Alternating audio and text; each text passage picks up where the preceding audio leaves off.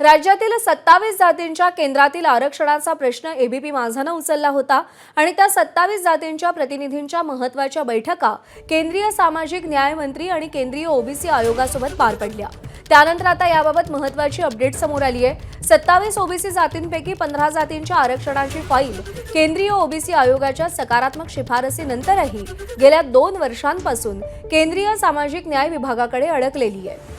तर उर्वरित 12 जातींच्या आरक्षणाबद्दल महाराष्ट्र सरकारनं केंद्रीय ओबीसी आयोगाकडे पाठवलेल्या प्रस्तावात काही त्रुटी असल्यामुळे तो परत आल्याचं समोर आलंय। मात्र यानंतरही राज्यातील अधिकाऱ्यांनी सुधारित प्रस्ताव केंद्रीय ओबीसी आयोगाकडे पाठवला नसल्याचा आरोप ओबीसी कृती समितीने केलाय। 12 जातींचा त्रुटीयुक्त प्रस्ताव तातडीने दुरुस्त करून परत केंद्रीय ओबीसी आयोगाकडे पाठवावा अशी मागणी महाराष्ट्र ओबीसी कृती समितीने केली आहे। जर राज्य सरकार आमच्या प्रश्नावर गांभीर्याने कृती करणार नसेल तर आम्हाला वेगळा विचार करावा लागेल। आम्ही निवडणुकीची वाट पाहणार नाही असा इशाराही ओबीसी कृती समितीने दिलेला आहे।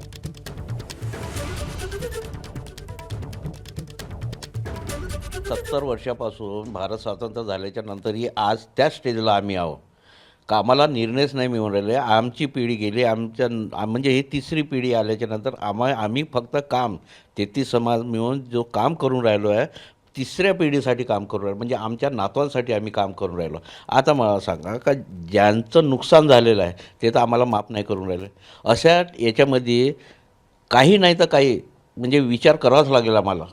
म्हणजे आम्ही तर इलेक्शनची वेळ बघणार नाही आहे, पण केव्हा नाही तर केव्हा जर आता 15 समाजाला त्यांनी सामाजिक न्यायमंत्र्यांनी सामूहिक स्टेपवर ढकलल्याच्या नंतर 13 ओबीसी जे कृती समितीमधल्या 12 यांना तुम्ही आणखी पाठवून राहिले।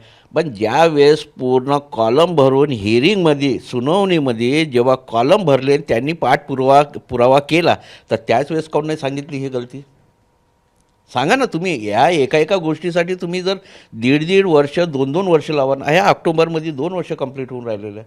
आम्ही जेव्हा जाऊन राहिलं तेव्हा त्यांना जाग येऊन राहिलं। मग कशाला बसता तुम्ही? कशाला बसता तुम्ही?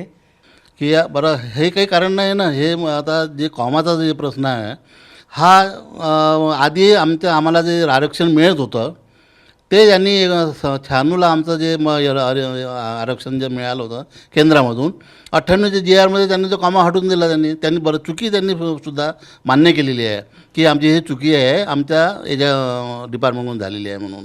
तरी ते त्याच पद्धतीनं पुन्हा अजून त्याला तुम्ही इथे जा तिथे जा आयोगाला जा एवढे आम्ही प्रयत्न केले तरी पण त्याच्यामध्ये कोणीही दखल घेत नाही आहे। राज्य सरकारने अजून त्यावर काही काम केलेलं नाही किंवा आम्हाला त्या जातींना कल्पना पण नाही 12 जातींना की आमचा प्रस्ताव आलाय की नाही, परत आलाय आणि कशासाठी आलाय। त्यांनी त्यांचे सगळे डॉक्युमेंट सबमिट केले होते।